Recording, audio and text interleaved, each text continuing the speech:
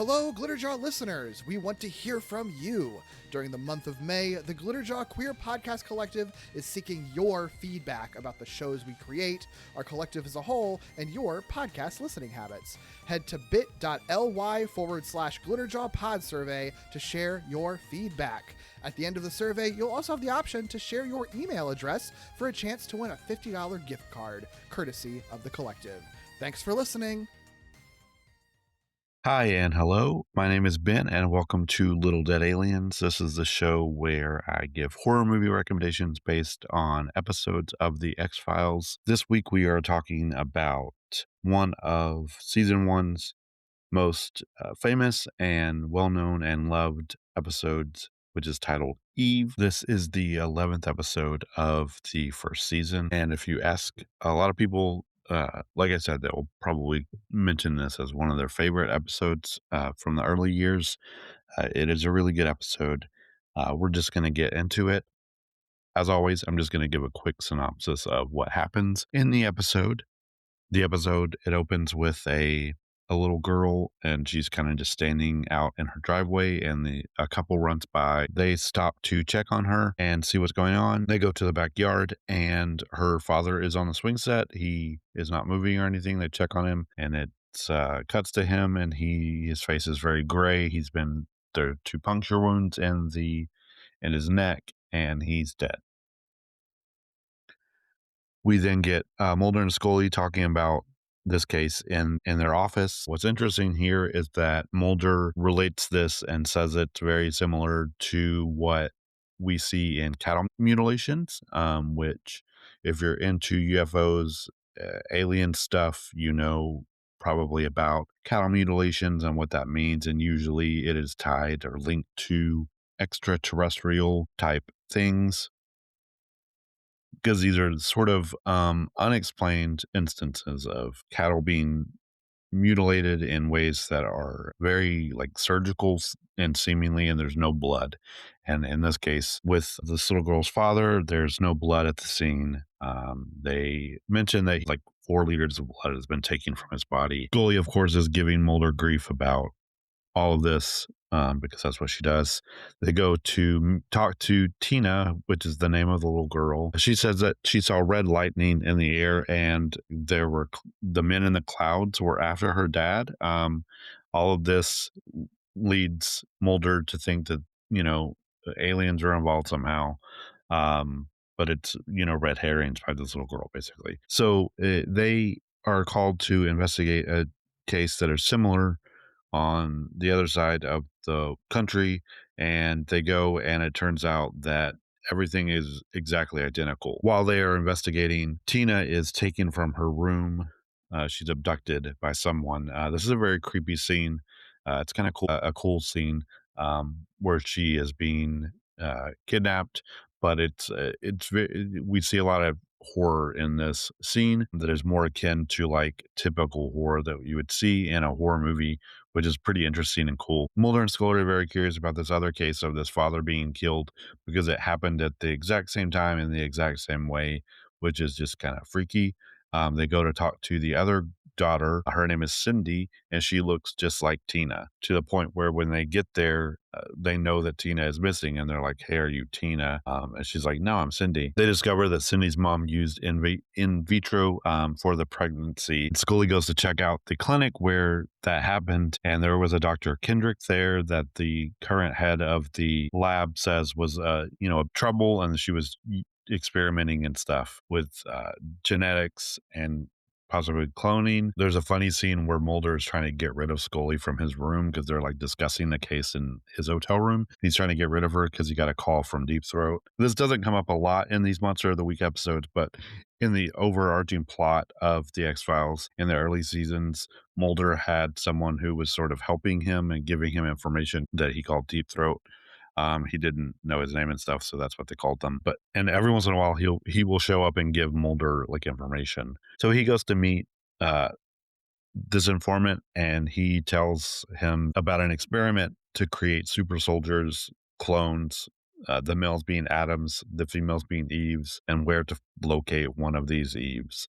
So Mulder and Scully go to this facility where the Eve is being kept, and she is Eve 6. She looks just like Dr. Kendrick, which Scully notices because she saw Kendrick in a video.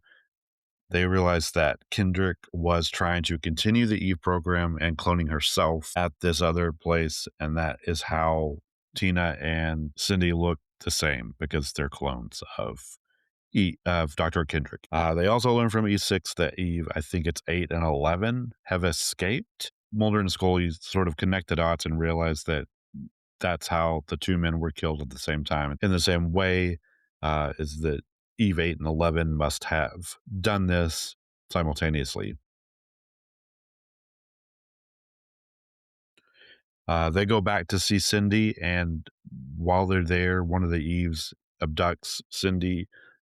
We find out that she has taken both Cindy and Tina because she realizes that they have killed their fathers, and that being homicidal is part of the sort of side effects of being cloned, and the way they're engineered differently to be like we learn from U6, they have more chromosomes. One of those includes chromosomes that would increase psychosis. So Eve 8 tells the little girls, it usually doesn't happen till later, like past puberty when they become sort of homicidal, but obviously they are, already trying to kill people. The little girls poison Eve 8, and then they're found by law enforcement. Mulder and Scully go and get the girls, and they are taking them back to somewhere where they can be protected.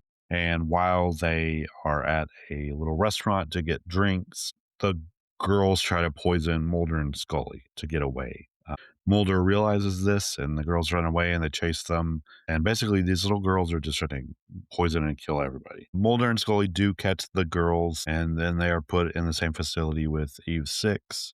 We see Eve 11 posing as Dr. Kendrick enter the facility, and she's there and talking with the Eves, presumably to break them out.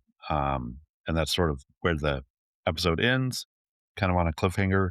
So we don't see any more about the Eves, but we have to assume that they're kind of just out there causing chaos. And that's what happens in the episode.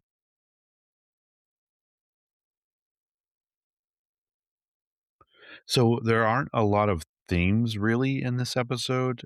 So I there weren't any themes that stood out to me as something that I kind of wanted to explore or look at more.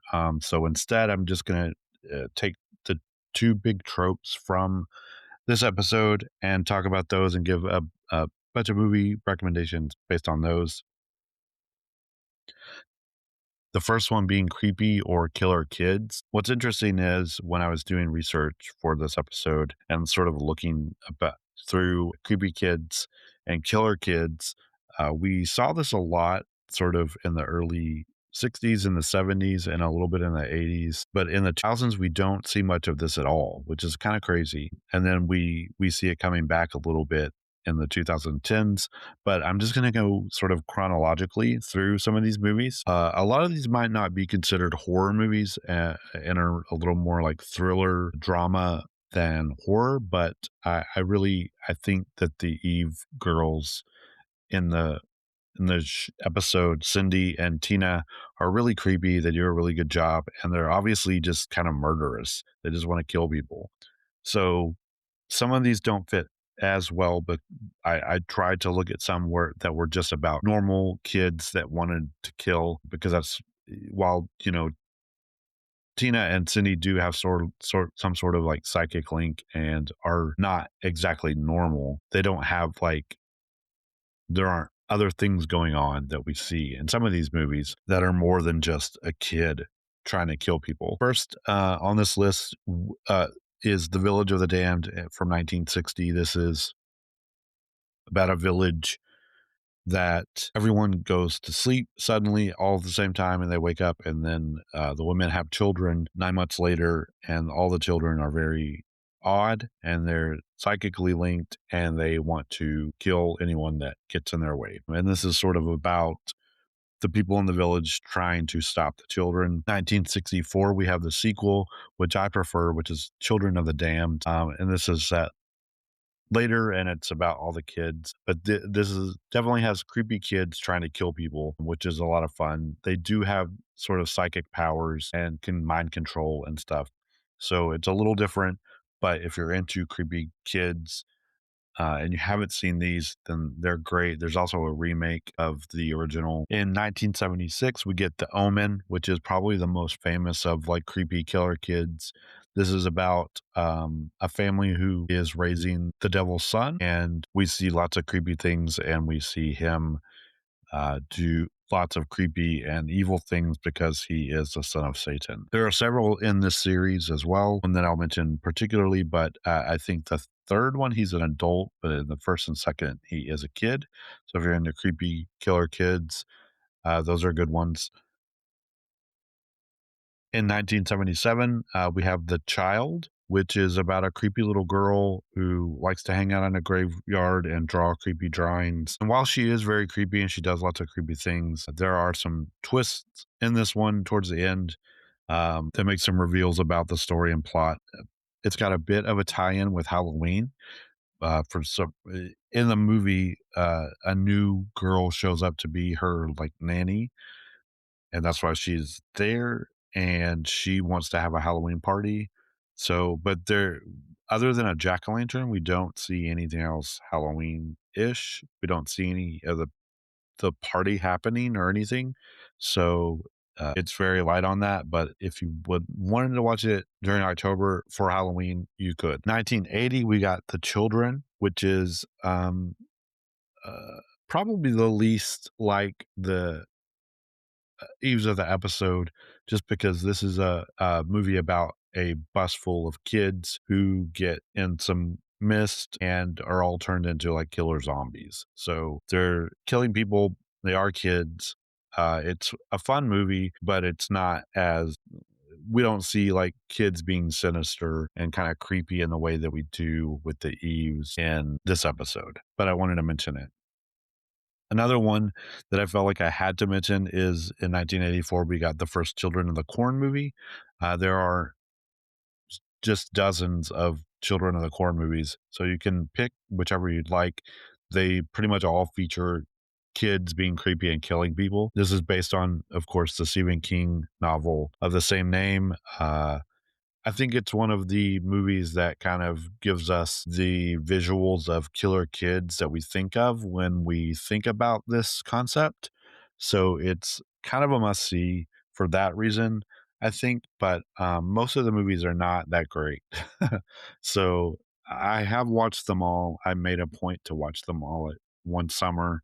And yeah, there's some interesting stuff in a lot of these movies, but the first one is definitely kind of a much watch if you're into horror and if you're into creepy kids. Next, in 1985, there is the TV movie The Bad Seed, which is just about a little girl who gets jealous of a boy and wants to kill him. Um, the plot twists and like reasoning behind why she wants to be a killer is pretty bonkers in the way that like a TV movie made in the 80s can be. So, you know, you should watch it if you're into that. Um, and it does fit a little more with this episode because it is a little girl and she specifically is trying to kill people and she is trying to do it in like sinister ways so that she doesn't get caught, which is what these little girls are doing in Eve. And then in 1991, we have The Omen 4, The Awakening, which I wanted to mention specifically because in this one, it's a little girl who is now the spawn of Satan, and she's being creepy, um, and, you know, figured it out she's the spawn of Satan. So, this one was one of my favorites of the series, um, just because it's kind of fun and goofy. So this one's good.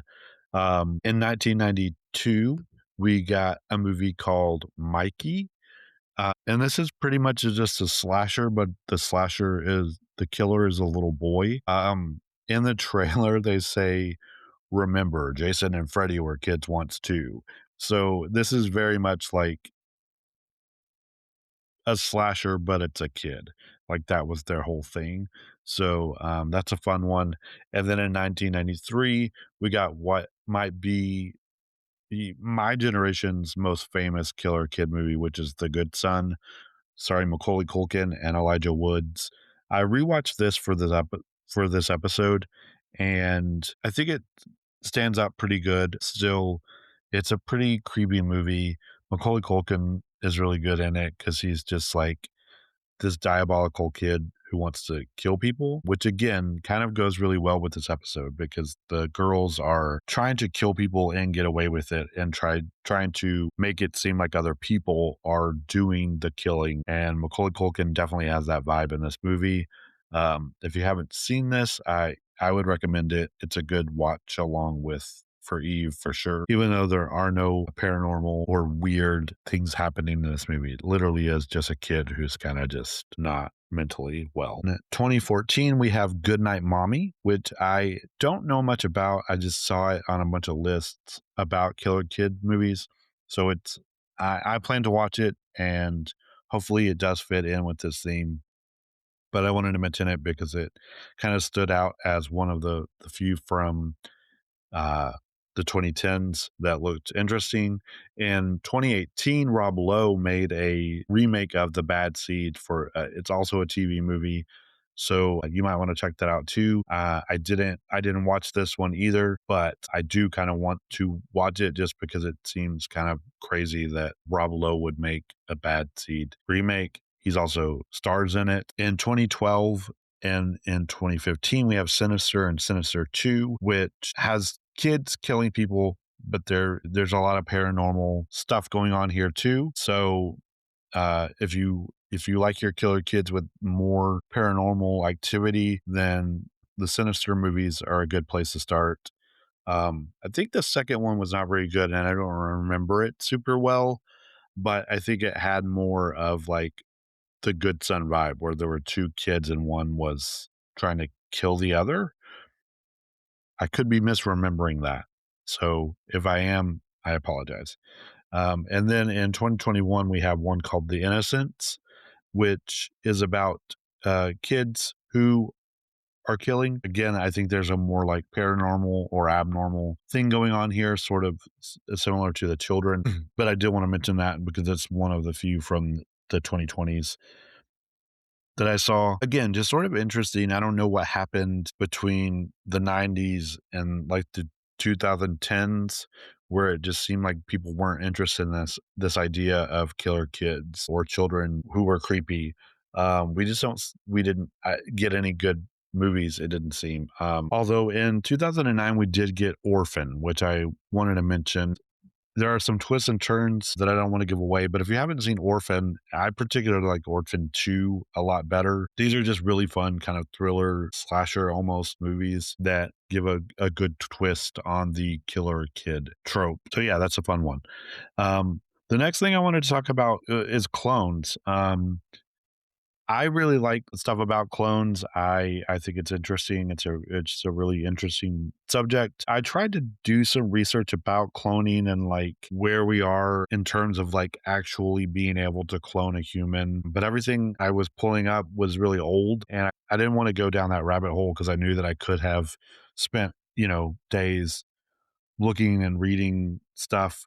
So I decided not to do that and to save myself the sanity and just, kind of hope that human cloning isn't a thing that we're doing and it's happening all around us that we're not aware of. I know that there are lots of conspiracy theories and lots of people who claim to be clones, and I find that really interesting. So I do like to read and listen to stuff about that. But I didn't want to go down the rabbit hole, so I apologize, but I don't have any information on that. But I do want to talk about some clone movies. Again, interestingly enough, there aren't a lot of like true horror movies that I would call horror that deal with clones. Most of them are sort of like sci-fi thriller dramas or action movies. But I do want to just go over a few clone movies.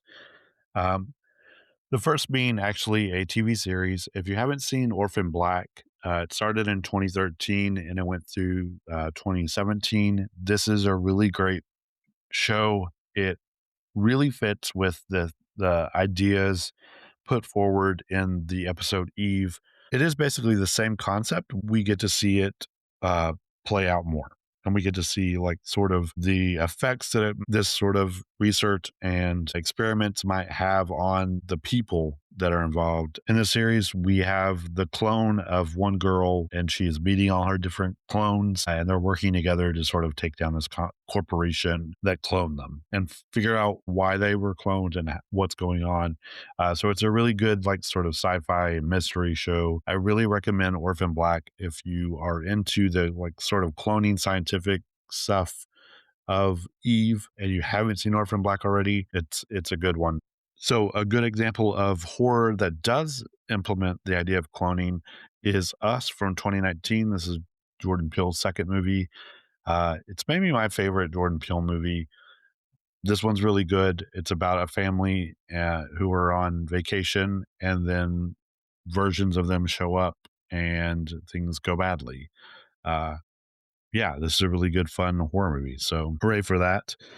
We also, 1978, there's a movie called Boys from Brazil. This is exploring the idea of a Nazi scientist who escaped to Brazil and was trying to make clones of Hitler. Um, if that sounds interesting to you, then this is an older movie, of course, from 78. But yeah, sounds fun. In 2000, we had The Sixth Day, which is an Arnold Schwarzenegger movie. This movie is awesome. Again, it's an action sort of comedy about Arnold Schwarzenegger is cloned. He goes home to find a clone in his home because he was supposed to be dead and then was cloned to sort of cover it up. And he's trying to, like, figure out what's going on and fix and get rid of this clone so he can have his life back. It's a really fun clone movie. I'm a huge fan of Arnold, so yeah, this is a good one. In 2001, we have Replicant. This is another fun sort of action sci-fi clone movie. In 1997, there was a TV movie called Cloned, and I just wanted to read this description because it's totally bonkers. I mean, this is a TV movie from 1997, so I don't know how easy it would be find to actually watch, and I don't know if you would want to actually watch it. Uh, Maybe it's on YouTube, but this sort of synopsis is kind of bonkers, so I just wanted to kind of read it for everyone. And it is this: in the year 2008, which is, and again, a movie made in '97, 2008 is like the distant future. It's kind of wild because we all lived through 2008. But anyways, in the year 2008, a married couple is distraught over losing their 8-year-old son in a boating accident. However, when the mother suddenly sees another child who looks identical to her dead child, the mother investigates the fertility clinic who aided her with her pregnancy and discovers that they cloned her child in an experiment dubbed, quote unquote, Baby 2000. She also discovers that they still have the genes to develop another child for them and faces the questions of whether the couple wants another identical child. So I don't know why they didn't just call the movie Baby 2000, but yeah. So these are the kind of clone movies that we're getting in the 90s. Um, in 98, we got one called Mr. Murder, which again is about clones. In 2001, there's another made for TV movie called No Ordinary Baby, which I think is just, someone finds out that their baby is cloned. In 2010, there's a movie called Womb, which is also known as Clone, I believe, in the UK. But this movie sounds wild, and I'm gonna have to watch it. Again, I don't think it's really a horror as much as like a drama. But in this movie, apparently, a woman falls in love with a guy, and then he dies suddenly, and she decides to get fertilized and raise a clone of him until he's the age that it would be appropriate for them to be together again. That's the most crazy premise for a movie I've ever heard.